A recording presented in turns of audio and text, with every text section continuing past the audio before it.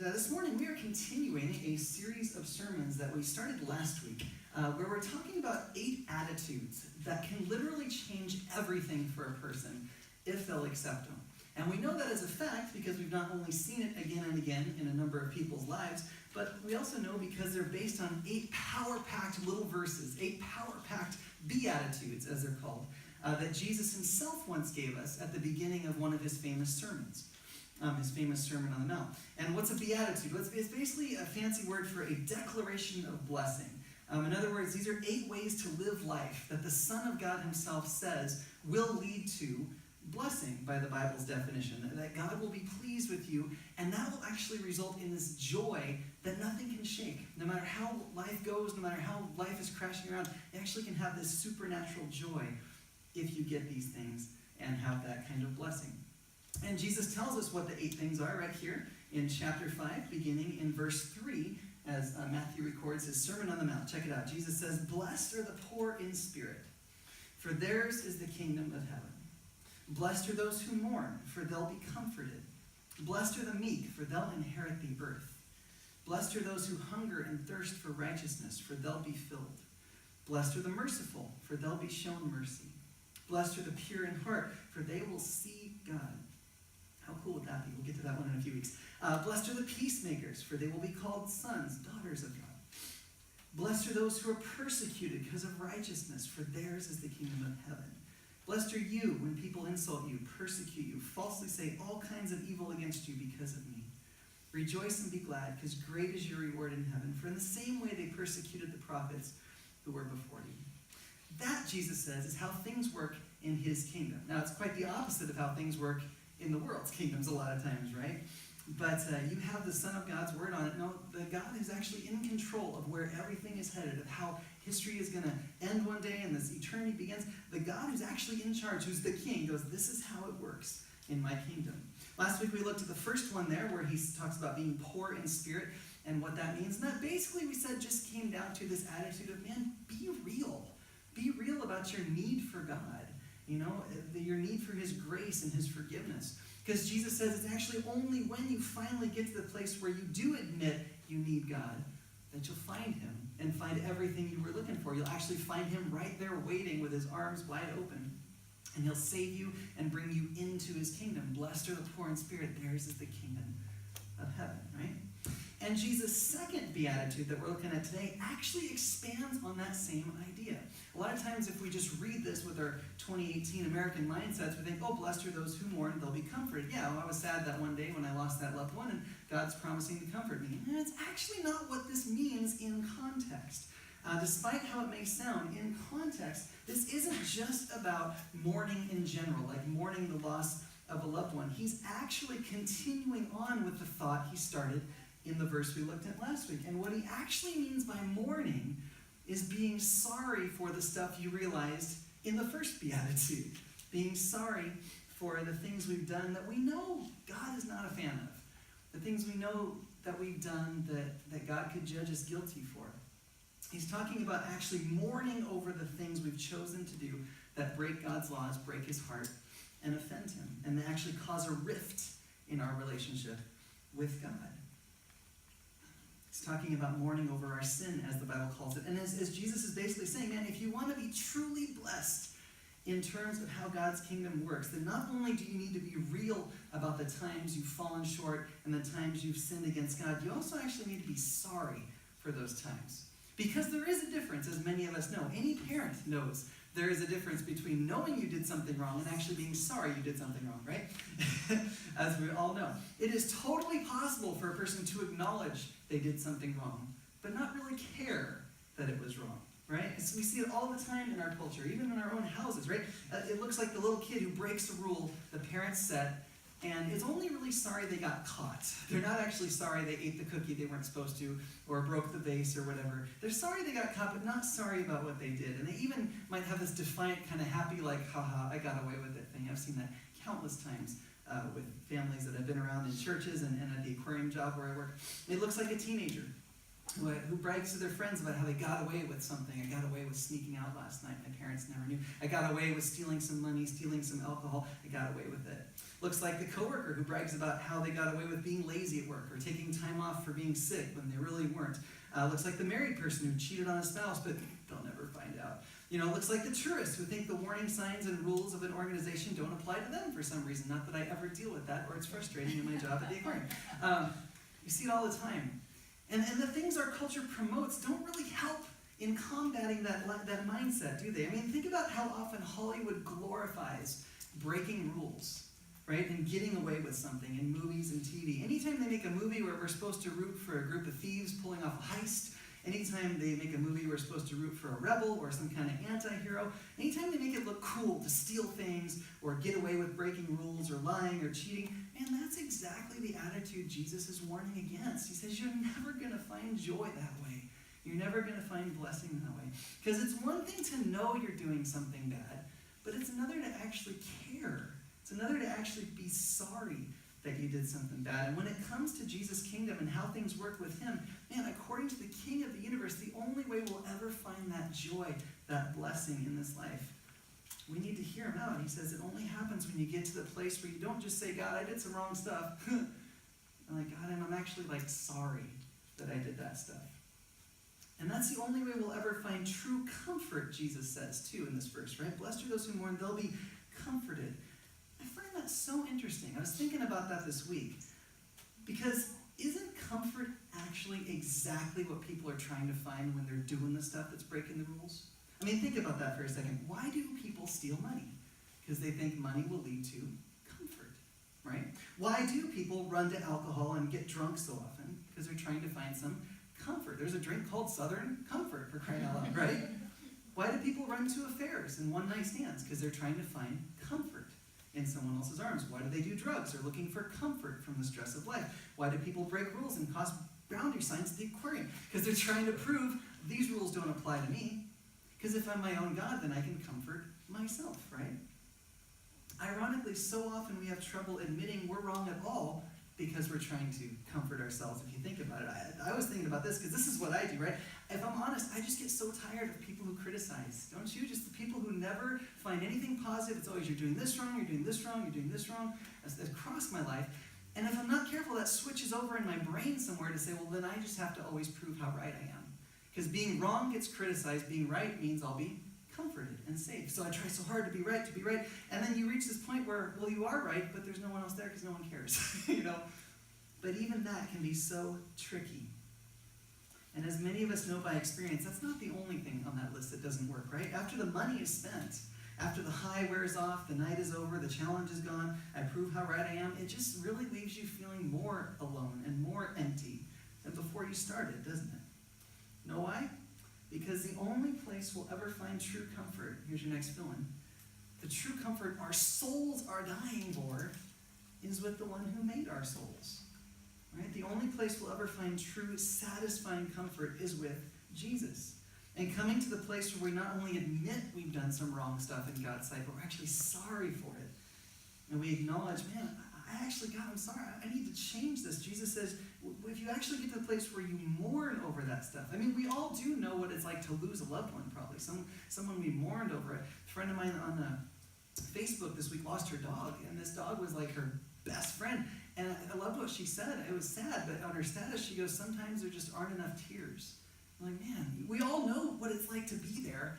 Jesus goes, when you get there about your sin, that's when you're going to find this comfort that you can't even dream of. This comfort only he can give. Which I love that, because it's not when I get to this place, because so many times we're afraid to admit we did something wrong, because what's going to be the consequence? Who's going to fire me? Who's going to yell at me? God goes, dude, it's safe. I want you to be real with me. And when you are, you're not going to find a God with his arm crossed and says, well, I hope you've learned your lesson, loser. I tried to tell you. That's not God. He says, when you finally get to this place, you'll actually find comfort. You'll actually find my arms open, because I'm there to help you. It's only found with him. Okay, but if we're honest, some of you are thinking this probably right now, but how do you make yourself feel sorry when you honestly just aren't? And so I told that person off, and they deserved it. I know God didn't like it, but they just, sometimes we're just honestly not sorry. No matter how much, famous song, sorry, not sorry. No, that's a bad song. But that's an attitude in our culture. Sorry, not sorry. How do you get sorry if you're really not? Well, I was thinking about that this week too. And I think a lot of times the reason we're not sorry, I just wonder if it's because we haven't really thought through what our sin costs, right? And maybe we've forgotten that Romans 6:23 basically says anytime we do things the opposite way God tells us to, it always leads to death. And sometimes physical death for sure, but often other kinds of death if you think about it. Now don't get me wrong, I know sin is tons of fun. If it wasn't fun, no one would do it, right? It feels crazy good while you're doing it, but we forget that good feeling is basically like this anesthetic that sin uses, while behind the scenes it's destroying you like cancer. And that good feeling isn't the real thing, it's fake. Because sin always results in death in one form or another. Think about this. Think of how often sinning results in the death of a relationship. Usually a relationship you value. Because even though we have this lie that we tell, and I'm not hurting anyone else, I'm not hurting, man, sin is never a private thing. It will always, always spill over in some way to everyone in your life that matters. Though it always also does affect you physically. Some sins, drugs, alcohol, those lead to destruction and death of your body, right? You destroy your esophagus, your liver. Amy's uncle died from too much drinking. It can kill you, Drugs, smoking, stuff destroys your lungs. But think even bigger for a second. Think about how sin can destroy your conscience. Because if there's that little party that's saying this is wrong, and you say no to it long enough, you numb it to where you can't tell right from wrong anymore. It can kill your emotions. We talked about that last week. If you're always turning off your emotions and stuffing them down, I don't want to think about this, pretty soon you won't feel any emotions. That's just what happens to us psychologically. It can kill your dreams, kill your career that you wanted. How many times do we see that in the news? This guy who is the CEO of something, some sin finds out, loses everything, right? Sin kills so much more than just your life. But it does always also lead to spiritual death, to hell. The Bible says that. It's not popular, but it's true. You don't even have to wait till the afterlife. Sin causes hell during life. Which, the way Jesus describes it, man, hell is not somewhere you ever want to go. But along those lines, too, that really brings up the biggest point of all this, too. Because if you ever really want a picture of what sin costs, remember the cross, man. Remember what Jesus went through to save you from it. That's what sin does. That's what sin costs. But Jesus went through that because he doesn't want us to experience death and destruction. He'd rather we get comfort from him.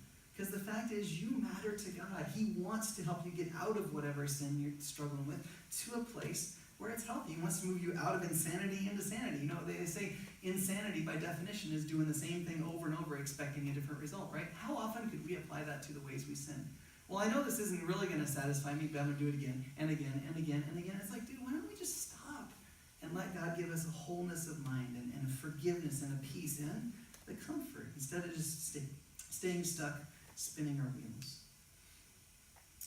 But Jesus says the only way you're going to get there is if you actually get to the point where you realize what sin costs and you're actually sorry. You don't just go, yeah, I sinned. It's like, oh, yeah, it costs that, right? But when you do get there, Jesus says, man, I will be right there waiting with a comfort, a supernatural comfort and a blessing and a joy. Right there, God's grace will come in and erase those wrongs. We'll be forgiven, clean in God's sight. He'll actually move us from that chaos to hope. I love one of the Psalms. We put it in the readings last week. If you do the daily readings, we suggest if you like to use those. There was one, I think it was David, who was saying, when I tried to keep quiet about what I'd done wrong, it was like, oh, I got this. And it ate me up inside until I confessed it. And it was like, oh, so much better. You know what that's like, right? God says, get there and I'll move you into hope. I love the acronym we use in Celebrate Recovery for hope, by the way. Write this down. How do you get hope in this context? H stands for higher power. And you've heard that probably in 12-step programs and stuff. But think about what that means in terms of this, right? Realize you don't have to do this thing called life on your own. It is hard. It is rough out there. Jesus says you will have trouble in this world, but I will never leave you. I've overcome the world. So many promises the Son of God can do for us what we could never do for ourselves. And overcome the sin and the junk that it leads to in our lives. If you're stuck in something, he can actually get you out of it. And the good news is he wants to. He actually wants an involved, day-to-day, moment-to-moment, real-life relationship with you. We just need O, which is an openness to change. Because so often we slam shut. Oh, no one's going to tell me what to do. Well, how's that working for you? It's one of my favorite things Dr. Phil used to say. How's that working for you? It's very applicable in Christianity. I'm going to do it my way, okay? How's that working? It doesn't. But we need an ongoing openness to change. Because throughout our lives, there's going to be new things that pop up that hurt us, new things that pop up that tempt us. And we can actually get better from those struggles if we let God guide us through them. He can actually turn them around. We don't just sing these songs because they're catchy. They contain some serious truth, man. God can take anything and turn it around. Even if he doesn't remove the circumstances, he can change how it affects you. He can make you stronger from it rather than make you bitter from it. He can actually help you through it. Because, here's the P, Jesus actually gives you the power to change. And think about that. The power that God has, that spoke this universe into existence. I mean, I joke, I don't have that power. Taco! No, it doesn't. Never works, man. If you ever get a taco, let me know. God spoke everything into existence. This galaxy, this universe, it's just so much bigger we can comprehend. God just spoke it into existence. God raised Jesus from the dead. That power, the Bible says, you actually have at your disposal if you know Christ. He gives you the power to change. So we can actually expect to change. It's not like, well, I wonder if this will work. Okay, well, did you plug in? You know, so many times when you're into music and sound equipment and stuff, as some of you know, you'll have everything set up for an event like this, and you try to do something and nothing works. Like, what's going on? And you go to that little power adapter and you're like, oh, click, I never turned the power on. Or one time I just completely forgot to plug the entire power adapter in. It's so simple, but it can affect everything. Spiritually, are you plugged into Jesus, or are you still trying to run it on your own power? If you're plugged into him, you can actually expect good change. Because with God's help, nothing is impossible. And I think of our church with that. Some of you guys who are newer don't know our story. But back at the beginning, when we first started this about 8 years ago, we had just, again, critics. Oh, it's not going to work. It's going to fail. You're the wrong people. This, that, yeah, okay, fine, whatever. And just this laundry list of reasons why this church is going to fail that all these experts told us. When we'd been going for 2 weeks, they called us in, wrote on this big whiteboard, you're the wrong people, this is the wrong area, blah, blah, blah, all this stuff. Okay. And it was discouraging, and we thought about it. We always want to be open to feedback, but we kind of decided, you know what, let's just keep going anyway till it either crashes and burns or it succeeds. Because if it does succeed, it's good that we're the wrong people, because I don't want people looking at me and Amy and going, oh, well, you guys, obviously it succeeded. You guys are just so great. Well, no, we're the totally wrong people. Ask the experts. I've had at least 2 or 3 tell me that. Cool. That way it's better, because if it does succeed, you know it was God. Because nothing is impossible with him. So we just kept moving forward, and 8.5 years later, hi, still here, how's it going?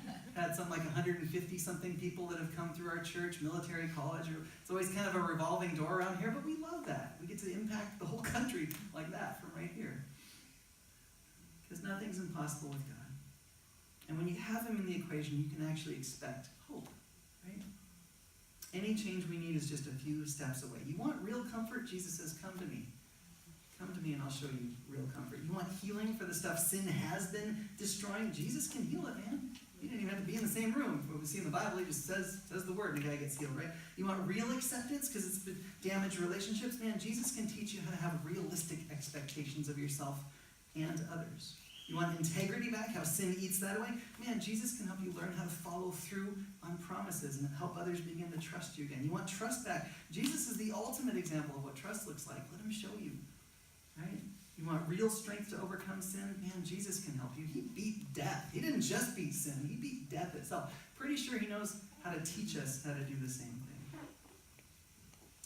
Basically, do you want a new life? Man, with Christ, there's a second chance. And you don't have to live by that old way anymore. He wants to give us all those things because he loves us. And no matter what we've done in the past, he wants to forgive it. No matter what shape life may be in right now as a result of sin in some area. Man, together, God and you can handle it. He's got not just a hope and a comfort, but Jesus says actually a blessing. Blessed are those who mourn. They'll be comforted. You'll have joy, peace, so much more. The question for us, and this is the biggest question, will we let ourselves get to the place where he can bless us like that? Will we let ourselves get to the place, to the attitude that makes it possible? Let's pray together. With our eyes closed, heads bowed, nobody looking around. If you're watching this at home, same for you. Well, one thing I want to be sure we do every week in this series is leave enough time at the end for us to respond individually to Jesus and what he said in the verses we look at. Because he's our power-packed man. One little verse could go on for probably another hour. So what's our response, just individually? What do we need to say to him? I invite you to take some time to do that right now. He offers us so much of exactly what we need and what we want: comfort, blessing, forgiveness, joy, healing, if we'll do what he says and not only admit, yeah, I've done some wrong stuff, but actually apologize to him for it. Grieve over it even. Is there anything in your life you need to do that about this morning? If not, awesome, man. Stay clean before God. When it pops up, confess it right away. But if so, I invite you to take some time to pray right now. Just silently, just between you and God. I'm not going to bring anyone up to the front, give you a microphone, embarrass you. No, this is between you and God. I'll play softly on the guitar just to drown out the street noise or screams from around the other side. You take some time with Jesus, and I'll close it all up in about a minute or so. Take some time and just say whatever you need to say to this God who loves you so much more than you can even imagine. Just take some time.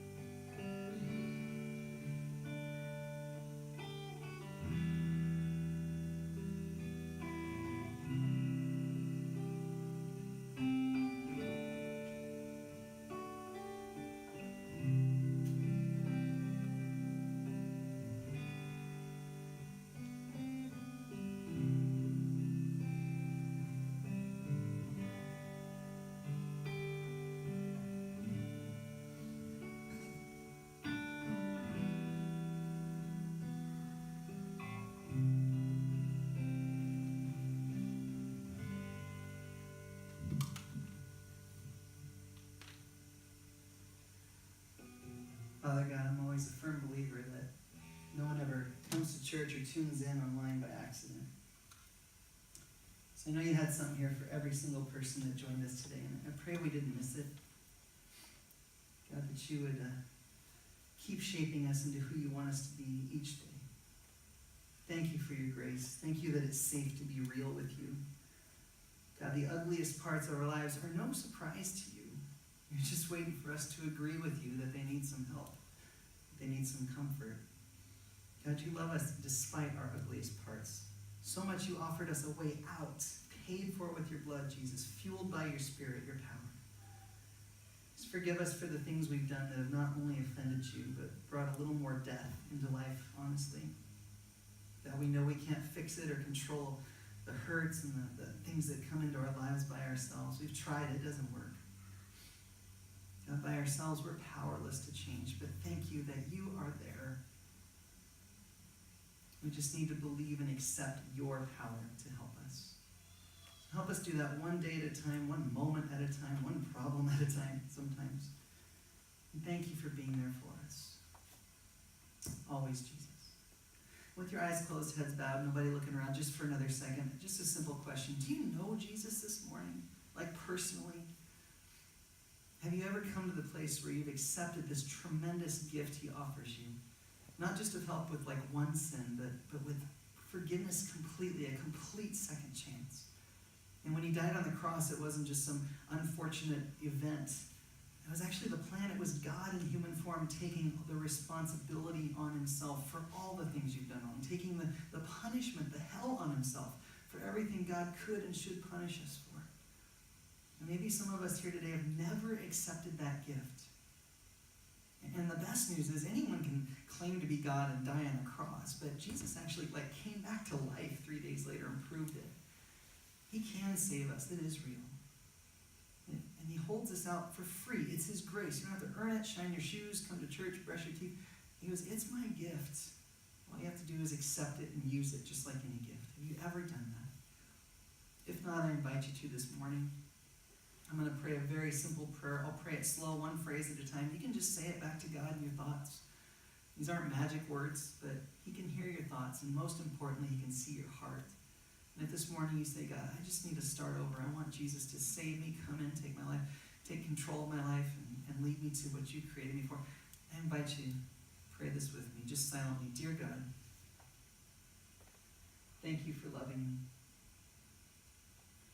even when I went my own way. Thank you for sending Jesus to die on the cross for me. Thank you for raising him from the dead. Jesus, come into my life. Save me.